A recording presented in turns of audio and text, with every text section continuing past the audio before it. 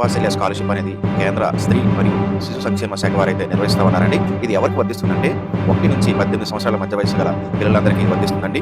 అయితే తల్లి లేదా తండ్రి లేదా ఇద్దరూ లేని పిల్లలకి ఇది వర్తిస్తుంది. దేని కొరకు అంటే పిల్లల యొక్క వైద్య అవసరాలకి, విద్యా అవసరాలకి, వారి యొక్క పిల్లల అభివృద్ధికి ఈ యొక్క ఆర్థిక సహాయం అయితే అందిస్తుందండి. నెలకి రూ. 4,000 ఆర్థిక సహాయం అయితే అందిస్తుంది. మాక్సిమం ఇద్దరు పిల్లల వరకు ఒకే కుటుంబంలో అందించడం అయితే చేస్తా ఉన్నారండి. అయితే ఈ యొక్క ఆర్థిక సహాయం అనేది నెలకి రూ. 4,000 అంటే సంవత్సరానికి రూ. 43,000 ఆర్థిక సహాయం అయితే అందిస్తుంది. ఇది ప్రతి 6 నెలలకు ఒకసారి అంటే రూ. 24,000 పిల్లల అకౌంట్‌లో లేదా సంరక్షకులు ఎవరైతే ఉన్నారో వారి అకౌంట్‌లో డైరెక్ట్ బెనిఫిషియరీ ట్రాన్స్‌ఫర్ సిస్టమ్ ద్వారా అకౌంట్‌లో అమౌంట్ అయితే పడడం అయితే జరుగుతుంది. ఈ యొక్క నిధుల వాటా ఏ రకంగా అంటే ఈ యొక్క రూ. 4,000 అంటే రూ. 2,400 కేంద్ర ప్రభుత్వం అందిస్తుంది. అలాగే రాష్ట్ర ప్రభుత్వం రూ. 1,600 అందిస్తుంది. ఇలా కలిపి రూ. 4,000 అకౌంట్‌లో పడడం అయితే జరుగుతుంది.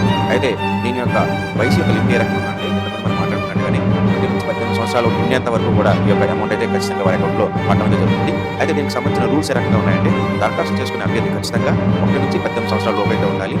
కుటుంబ వార్షిక ఆదాయం అనేది అంటే ఇన్కమ్ అనేది గ్రామీణ ప్రాంతాల్లో 72,000 నుంచి ఉండకూడదు. పట్టణ ప్రాంతాల్లో 96,000కి మించి ఉండకూడదు. సో మీరు ఇన్కమ్ సర్టిఫికేట్ అనేది ఎంఆర్ఓ గారి దగ్గర నుంచి తీసుకోవాల్సి ఉంటుందండి.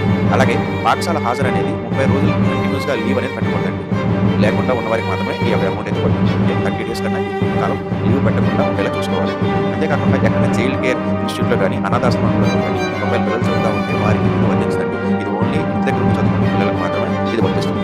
ఇక ఎలిజిబిలిటీ విషయానికి వస్తే తల్లిదండ్రులు లేదా ఇద్దరు చనిపోయి ఉన్న పిల్లలకి ఇది వర్తిస్తుంది. లేదా విడాకులు తీసుకుని విడిపోయిన దంపతులకి, యాసిడ్ దాడికి గురైన బాధితులకి, తల్లి లేదా తండ్రిలో ఎవరో ఒకరు నిరుపేద లేని పిల్లలకి, వరదలు, భూకంపాలు వంటి ప్రకృతి వైపరీత్యాల వల్ల తల్లిదండ్రులు కోల్పోయిన పిల్లలకి, ప్రాణాంతకమైన వ్యాధులతో తల్లిదండ్రులు బాధపడతా ఉంటే వారికి, అంతేకాకుండా బాల కార్మికులకి, బాల్య వివాహాలు జరిగి వారిని రెస్క్యూ చేసిన వారికి, వీధి పిల్లలకి, ఇలాంటి వారందరికీ కూడా ఈ యొక్క స్కీమ్ అనేది ఎలిజిబిలిటీ ఉంటుందండి. అయితే దరఖాస్తు ఏ రకంగా చేసుకోవాలంటే పిల్లలు ఎవరైతే ఉన్నారో వారి డేట్ ఆఫ్ బర్త్ సర్టిఫికేట్, వారి యొక్క ఆధార్ కార్డ్ జిరాక్స్, తల్లిదండ్రుల యొక్క Aadhaar card xerox, death certificate మరియు కుటుంబ ఆదాయాన్ని తెలిపేలాగా income certificate, caste certificate, ration card xerox, పిల్లల యొక్క పాస్‌పోర్ట్ సైజ్ ఫోటోలు ఇవన్నీ ఇప్పుడు ఏవైతే సర్టిఫికేట్లు చెప్పానో వాటి యొక్క జిరాక్స్‌లు తీసి ఆ యొక్క జిరాక్స్‌ల మీద గవర్నమెంట్ ఆఫీసర్స్ చేత గెజిటెడ్ సైన్ చేయించాలండి. ఇలా గెజిటెడ్ చేయించిన తర్వాత ఒక అప్లికేషన్ ఫార్మ్ ఉంటుంది. ఈ యొక్క అప్లికేషన్ ఫార్మ్ అనేది మీ యొక్క అంగన్వాడీ కార్యకర్త దగ్గర కానివ్వండి, లేతే ఐసీడీఎస్ కార్యాలయంలో గానీ ఈ యొక్క అప్లికేషన్ అనేది ఉంటుంది. ఈ యొక్క అప్లికేషన్‌ని తీసుకొని అప్లికేషన్‌ని తప్పులు లేకుండా పూర్తిగా నింపి గెజిటెడ్ సంతకంతో ఇంతకుముందు చెప్పిన ఫార్మ్స్ అన్ని నింపిన తర్వాత ఈ యొక్క ఫార్మ్స్‌ని ఐసీడీఎస్ కార్యాలయంలో సీడీపీఓ గారు ఉంటారండి. వారికి అందించినట్టయితే వారు ఈ యొక్క మీరు ఇచ్చిన డాక్యుమెంట్స్ అన్ని తనిఖీ చేసి పిల్లల యొక్క లిస్ట్ అనేది షార్ట్ లిస్ట్ చేసి వారికి అప్రూవ్ అయితే ఇవ్వడం అయితే చేస్తారండి.